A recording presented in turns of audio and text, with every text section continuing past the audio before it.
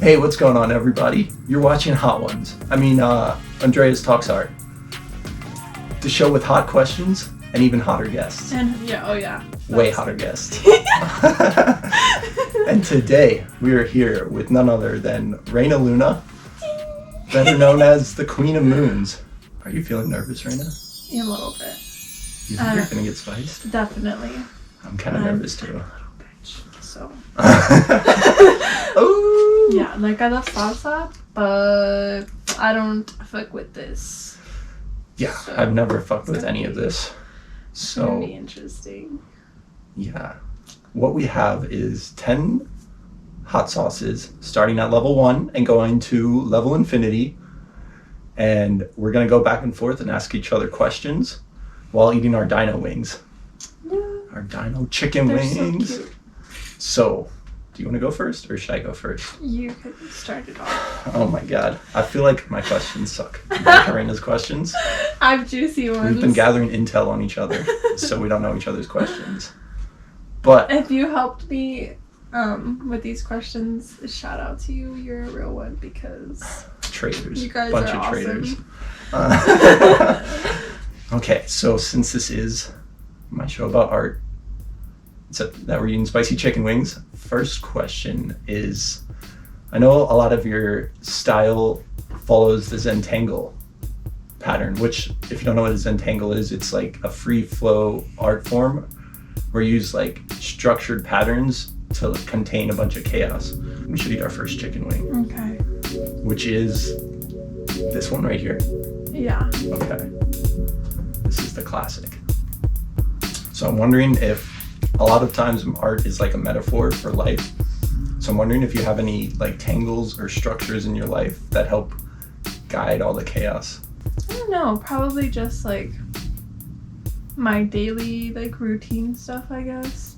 I don't really have a routine, like a structured routine, kind of like my Zentangles, but I do have like things that I like every day I want to do something. Like I know the day before like what I want to do the next day or what I'm gonna do, but I kind of leave it kind of open too, so it can always change at any moment. And sometimes I have no idea what I'm gonna do, but for the most part I like do art and like take my dog on a walk and like little things like that. So it is kind of similar to like my Zentangles, because my Zentangles are super random, but they also have a structure to them, but it can go anywhere too. So it's like, I don't know if that's kind of your question, but yeah, I was just wondering, I guess, if they relate at all, but it sounds like they do a little bit. They do. That's cool. They do for sure. Next we have the Bliss and Vinegar ripe red strawberries and coconut. That sounds good. That sounds really good. So Andreas. Yes, Reina? I'll start you off with the easy one. Okay. So, if you could only do one thing from these two options for the rest of your life, would you choose to skateboard or to snowboard? That's a good question. And it's kind of easy because I would choose to skateboard. I knew it, by the way. I knew you'd choose that. Because it's not that I like skateboarding more than snowboarding. If I wasn't able to snowboard, I would be devastated. And my heart would be a little crushed. But the thing is, I can skateboard just about any day of the week, any time of the season. I can just either come into the garage if it's raining or just go outside onto some like concrete. Whereas like snowboarding, I have to wait for snow and then travel to a mountain to snowboard. So if I only had that, then I would only have like a few months of the year when I could do that. Whereas like if skateboarding, I could do that anytime, all the time. So it would satisfy me more. Yeah, I figured you'd choose skateboarding for that reason. Yeah, but I would definitely cry if I couldn't snowboard anymore. Hopefully that never happens. Okay. Wing number 3, we have Huffs handmade batches, the house sauce. Ooh. We're not actually eating chicken wings. We're eating vegan wings. And I know your Stay Weird logo, it has a cow in the middle of it. Ooh, ooh. You also refer to your dog Golden as a cow. He is. He's a cow. And you just have a general love and appreciation for cows. So I'm wondering, what is so interesting about cows to you? Okay, well, I think this is my like love for them started really when I was like in high school. They just are like huge, like they're like dogs but horses mixed into like this new creature called a cow. They're so smart and they're so beautiful and they're just like, oh, they're so sweet. And you know, I've only pet one cow in my entire life, and that was like this year.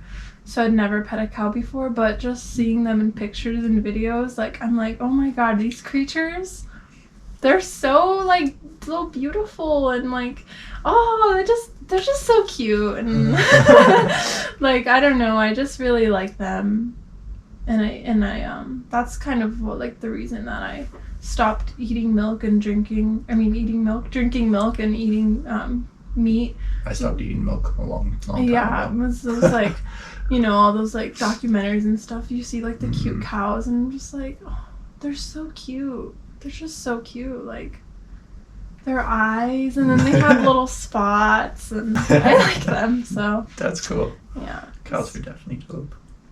And plus, aliens abduct them. Why? Why cows? Because they're cute. Like I said, they're like big dogs. We have dogs. Like, aliens have They need cows. cows. Yeah. That makes sense. Next, we have the Hot Ones official hot sauce, Los Calientes. Most mothers will say, if your friend jumped off a bridge, would you jump off as well? Like, would you jump off after them, like, with them? And, you know, you're just like, no, of course not. I wouldn't jump off a bridge if my friend jumped off a bridge. But in your case, not only did your friend dare you to jump off a bridge, you dared him. Or actually, I don't really know how the story goes. I was not there. But the point is, you jumped off a bridge, and then your friend jumped off because you jumped off. So, you know, like a guy thing, I guess. Oh, yeah. And apparently he couldn't swim, and I don't think he was sober either. So, can you tell me more about that story? Like... Can you... Okay, look. I've jumped off a couple things.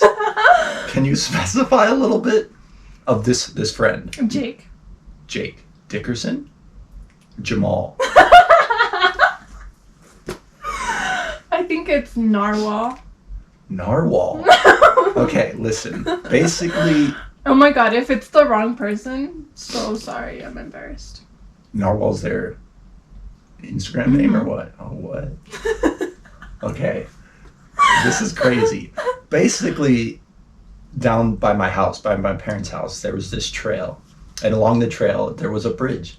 And we would camp up top of this bridge on this place called the Mountain.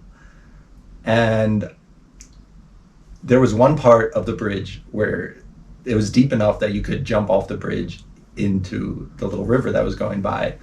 So when we would go camping, late at night, after it got dark, and after we potentially drank and smoked things and were not fully inebriated, it was very enjoyable to go down to the bridge and jump off of it. And honestly, I can't specifically remember this moment that you're talking about, but there were a lot of times where we would go down and jump off that bridge not fully sober. And everyone did make it back. And there was a lot of struggle for sure. Especially at night, because that's kind of freaky, jumping into water in the pitch black. God. But we were kind of safe. We would always swim down and make sure there was no like sticks poking out that were gonna like stab us when we jumped in. Mm. But that was just something we did very often when we would go camping. That's psycho. A little bit, I guess.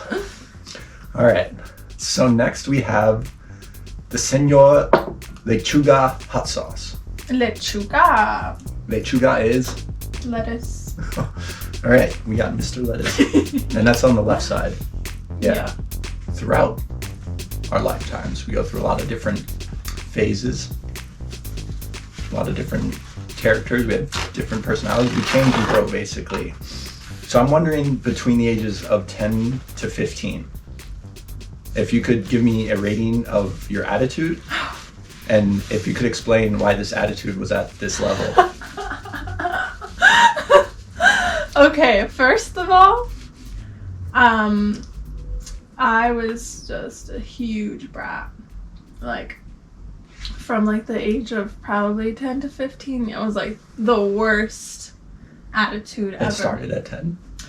Probably started around 8 or 7.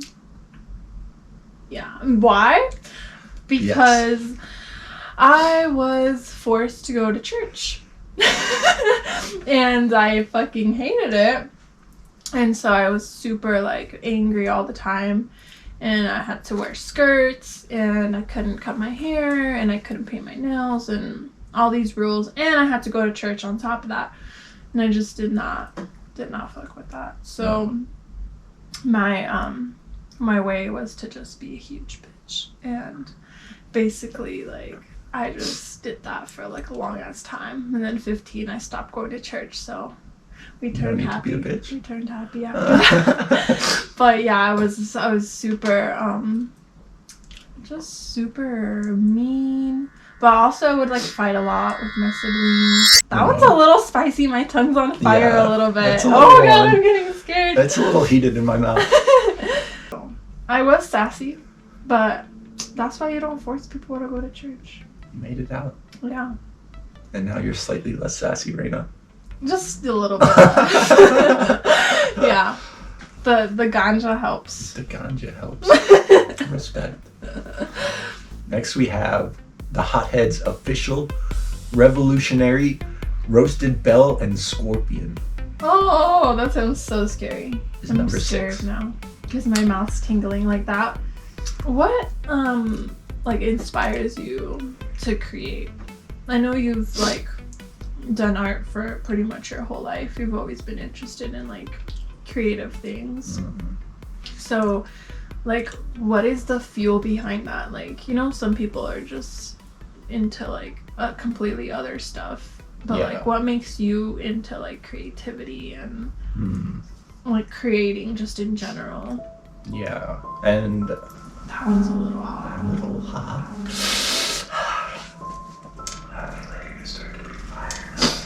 Yeah, I guess part of it is, like you said, creating in general, because there's not one outlet that I do. I like to just create. And like you said, it's been something I've always done, but it's increased as I do it. So the more and more I've created and got into different outlets and different mediums, it's inspired me more. And it's so much that like goes into it and why I want to create. It's these different pieces I create. Once I like create one thing, it's like, oh, I can build upon that and make it better next time. And then as I start to pull in different mediums, like I started painting and then started collaging, and then I can combine the painting and the collaging, and then I start filming videos and I can film that, and then I get into audio and I can put the audio and the videos with the painting, and it just all becomes one piece where I guess it's the growth of it that's what's inspiring to me, because there'll never be any limit to it. It's like there's nowhere I could stop. I could never reach the top of it.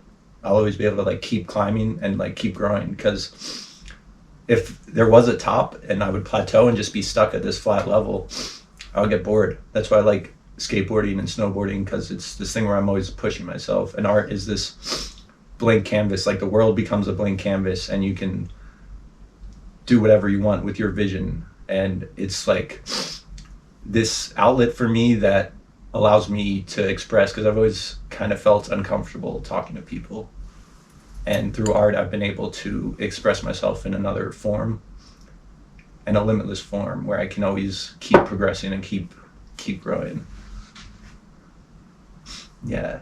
I like that. That makes sense. My nose is getting runny. Okay. Are you feeling it?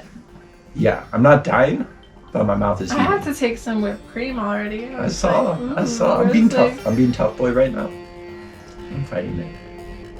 But next we have chile lengua de fuego. That is the tongue of fire. My tongue's already on fire. Yeah. After we left, Oh, shit. I'm wondering what happened. You don't have to do me like that. Shout out Rocio. Fuck. I'm guessing you don't know what happened. No, that's why I'm asking. Okay, fuck. So, sister, I hate you. I might have kissed a car with my car. In the road? On the street? As I was coming out of the tunnel. Out of the tunnel? The alleyway. Oh. Sorry. Oh, like you bumped one? Oh, no, we didn't bump, we kissed. And One parked? A parked car? yeah. So it was unconsensual kissing. You hit and run? Look! That language is very extreme. There was no hitting and running, okay? Kissing and there running? was kissing unconsensually, which was wrong, That's fucked up. and possibly fleeting because there was no consent to be found. And it was just a kiss. There was no blood. Marks were left. There was no blood. It was peaceful. Okay. There was a peaceful agreement that nobody knew was there except for me and my sister. And I did feel like very grimy after that. But you know, that's what happened. That's what happened. We're not gonna pretend anything, you know. And you know, if karma comes back, like, oh, so be it. Because, like I just said, we're all one. So, you know, I'm sure I'll get kissed back. But yeah, and you know, that was my first time. Well, that was my first time French kissing a car. We'll just put it like that. That's dirty. That's It's really my dirty. first time. Okay. Well, Ooh. now we are on to the bomb. We're in the final three. Are you ready for this, Reina? Yeah, I think so. I'm scared. I'm scared. Andreas.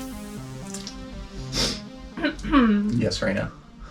Have you ever swam in a toxic lake while under the influence of substances?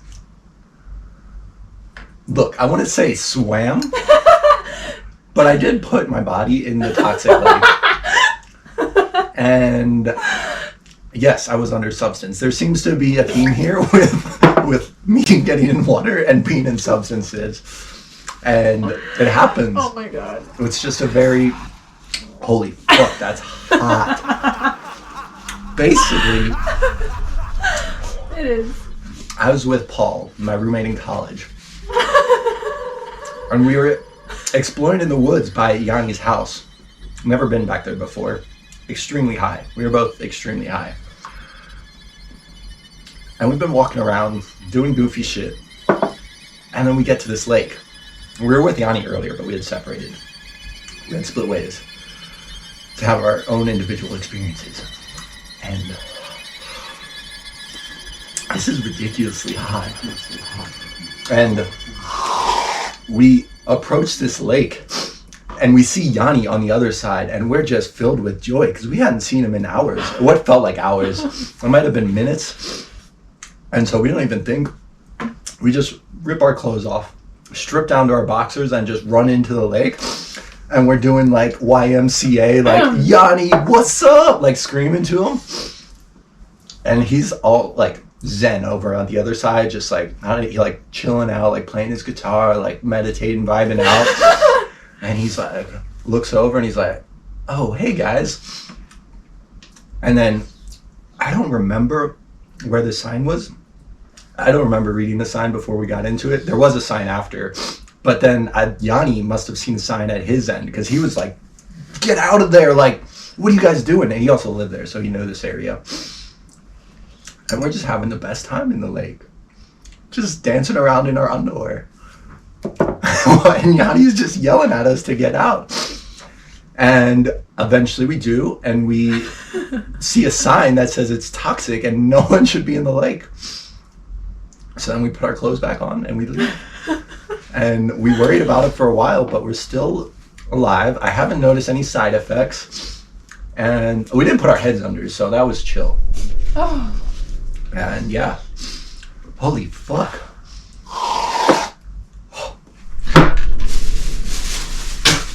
Oh, that's ridiculous.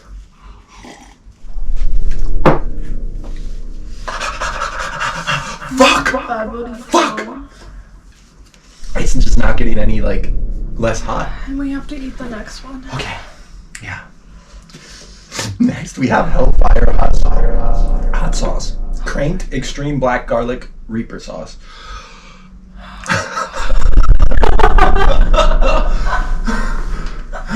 Oh my god. I've never seen you like this. This is hot. It was like chill up until the bomb. I think all of those ones before that, I would like put in food and eat them. But that the bomb is just gonna go to waste. That's just gonna go to waste. That's just not gonna get eaten again. I'm probably gonna bring that to your mom to try, but that's about it. Yeah, Hellfire cranked. 2 more, bitch! We almost got it. Oh. I don't want to eat it all. I want to take bites.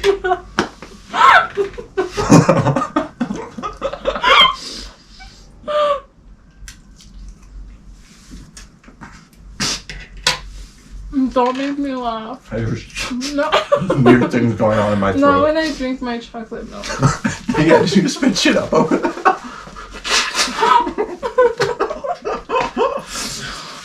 Okay. We're gonna refer to the sheet because I'm starting to lose it.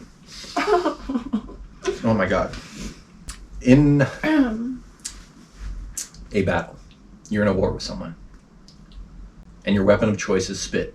How come? Oh my fucking god. Saliva? No, straight up Spitting on them. Yeah. Okay, first of all, when someone is harming you and they're physically so much stronger than you, there is no other tactic but to spit on them because they're afraid of your spit. Okay? So, yes, they're stronger and they're hurting me. So how am I going to defend myself? No matter how hard I hit them, it doesn't matter. But if I spit on them, they back off. So that's how I got the name Llama. Llama? You've done this to people before? One person. Who the fuck? My brother. Ruben? My older brother. Oh. Yeah. What did he do? He would like attack. Do you have a target that you're aiming for, or you just spit? Excuse me. I would just kind of like, first I would threaten like That's nasty. and he knew to back off. But when he wouldn't listen, I would straight up just spit at his face. Because I was defending myself. Like, what am I supposed to do? You know? That's just how it goes. So, I think he was my only target for spitting. That's interesting. Okay. Oh, fuck. I have to ask this while I'm on the dab. This is the last dab. Dun dun dun! We call it the last dab because it's tradition around here to put a little extra on your dino wing. Now you don't have to if you don't want to. We all know what that means, Andreas.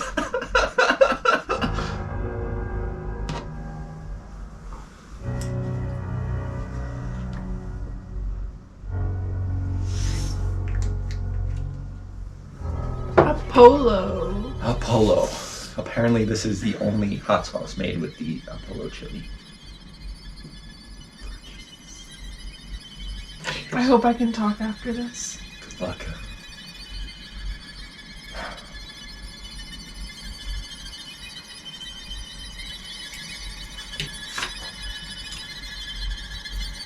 Oh my god.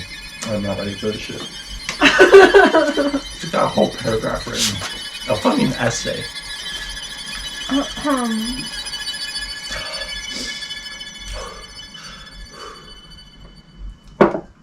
Okay, Andreas. Can you please explain the following incident? On April 18th, around midnight, You know the fucking date and time? a female UMBC student and her guest were parked on the center road near student judicial programs when the suspect attempted to enter the rear door of the vehicle. The non-student exited the vehicle and asked the suspect if he had a problem. The suspect responded by asking the non-student if he had a problem. While he was doing this, the suspect partially removed a black-handled knife from his pocket. The suspect then fled on foot towards the rear of the counseling center. The rear. The suspect is described as a white male, 18 to 21 years old, strawberry blonde hair that hangs below his shoulders, 5 feet 11 inches tall, thin, wearing a baseball cap, and van-type shoes. Do you know anything about this? That sounds sketchy as fuck. Whoever that is, that's scary. That's scary. I pulled a knife? What the fuck? Okay, listen. I'm dying. Okay, here's how I'll explain it. So I was in college attending UMBC. And I'd been in there for a few years. And throughout my few years, I had gotten very into smoking ganja and smoked a lot of weed. And as I started smoking more weed, it made sense to buy it in bulk because it was a lot cheaper. And eventually, my business mind was like, why don't we just buy extra weed, sell off the extra, and then I'll just have weed to smoke for free. Makes perfect sense. So I started doing that, and it grew, and I started just selling weed to people at school. So I had this little fucking trap phone that I bought from Walmart with some cash, and it had a bunch of numbers in it. These were random numbers because I didn't want to tie any names to any of this. And one day, I was sitting in my dorm, studying for a final exam, preparing for a project, and I get a text from this number asking me to bring down some weed. So I get my little bag and I go downstairs. I'm dying. My lips are fucking.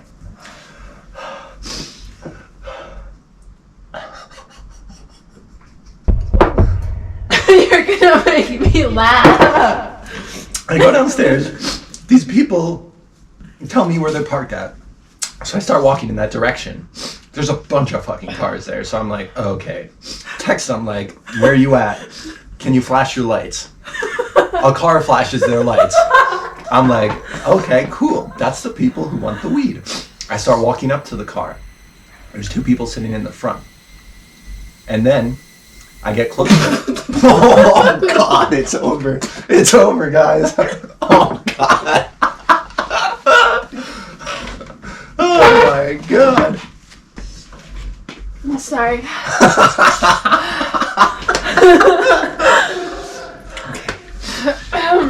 So, I'm walking up to them.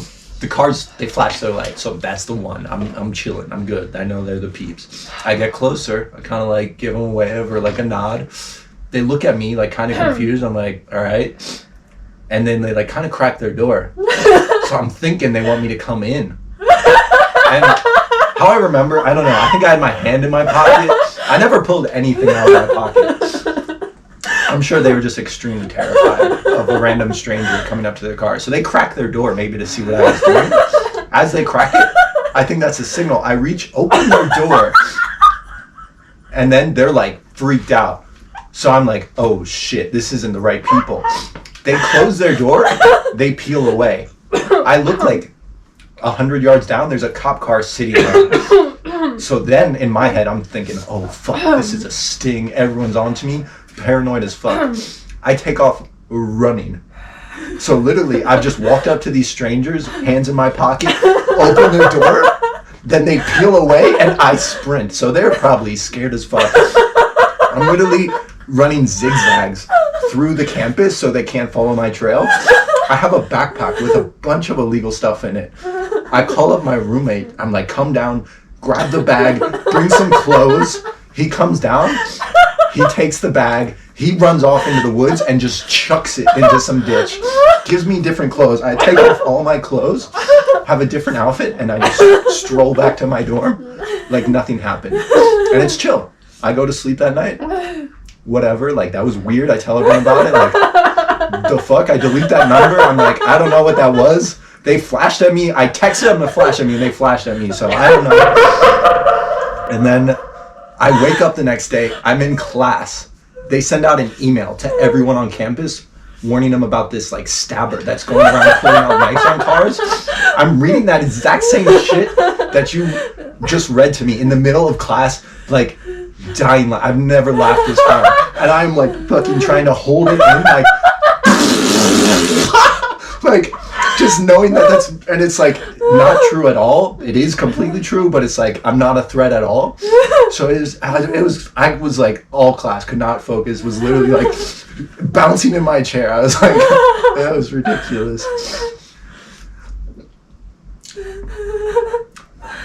That was so funny. Yeah. I was like, I had to spit my chocolate milk out because he was telling this story, and right where he was gonna get to the part where the guy asked, is there a problem?